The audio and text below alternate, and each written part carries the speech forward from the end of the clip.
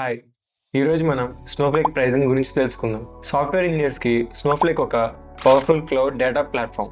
కానీ చాలామందికి Snowflake pricing అర్థం కాక కన్ఫ్యూజ్ అవుతూ ఉంటారు. కన్సంప్షన్ బేస్డ్ మోడల్ అంటే ఏంటి, వర్చువల్ వేరోస్ అంటే ఏంటి, కంప్యూట్ కాస్ట్ ఎలా ఉంటాయి, ఈ డౌట్స్ అన్ని ఈ వీడియోలో క్లియర్ చేస్తాం. So let's get started. Snowflake pricing overview. Snowflake pricing model and traditional డేటాబేస్కి చాలా డిఫరెన్స్ ఉంటుంది.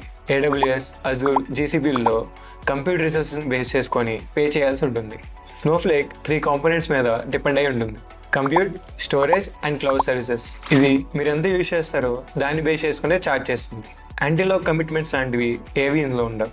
యూసేజ్ బేస్డ్ బిల్లింగ్ ఉంటుంది. Compute cost and virtual వేర్హౌసెస్.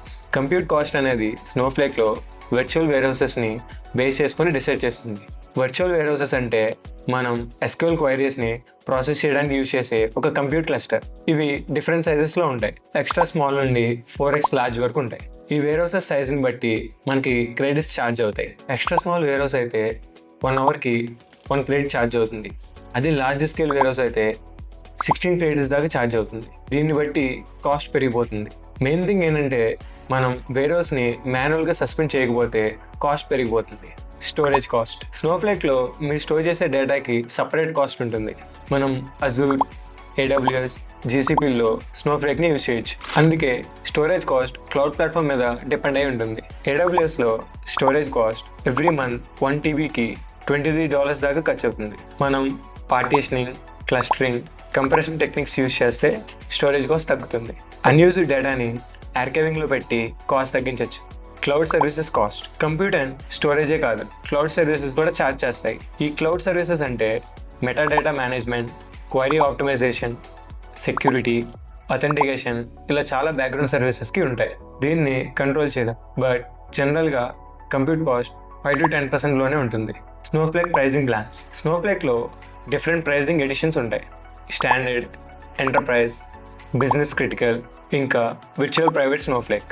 Standard plan most basic. Inbuilt security, performance ఒక రేంజ్లో ఉంటాయి. ఎంటర్ప్రైజ్ ప్లాన్లో fail over, multi cluster warehouses ఉంటాయి.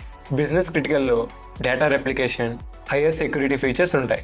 VPS మాత్రం హై లెవెల్ సెక్యూరిటీ కోసం ఎంటర్ప్రైజెస్కి డిజైన్ చేశారు. మీ ఆర్గనైజేషన్ నీడ్స్ని బట్టి మీ ప్లాన్ని సెలెక్ట్ చేసుకోవచ్చు. Tips to optimize Snowflake cost. Virtual వేర్హౌసెస్ని అన్నెసరీగా రన్ చేయకుండా ఆటో సస్పెండ్ ఫీచర్ యూజ్ చేయాలి. ప్రాపర్లీ ఆప్టిమైజ్డ్ క్వైరీస్ని రన్ చేయండి. హెవీ కంప్యూట్ని అవాయిడ్ చేయండి.